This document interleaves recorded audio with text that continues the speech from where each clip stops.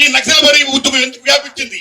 ఎక్కడ అణిచివేత ఉంటుందో, ఎక్కడ పీడన ఉంటుందో, ఎక్కడ దోపిడీ ఉంటుందో అక్కడ ఉద్యమం ఉంటుంది. ఎందుకంటే అడిగినోడు నక్సలైట్, అడిగినోడు ఆల్ రైట్.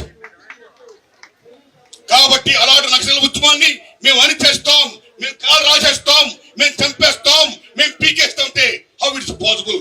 అమిత్ షాజీ, మీరు అణిచివేయాల్సింది, పీకేయాల్సింది, చంపాల్సింది దోపిడీని, అణిచివేతని. దాన్ని మీరు చంపండి. ఎందుకంటే ఆనాడు ఎన్టీ రామారావు హయాంలో ఆపరేషన్ గ్రే హౌస్ స్టార్ట్ చేశారు ఉద్యమాన్ని అణచివేయడం కోసం. ఉద్యమం ఆగిందా? లేదు.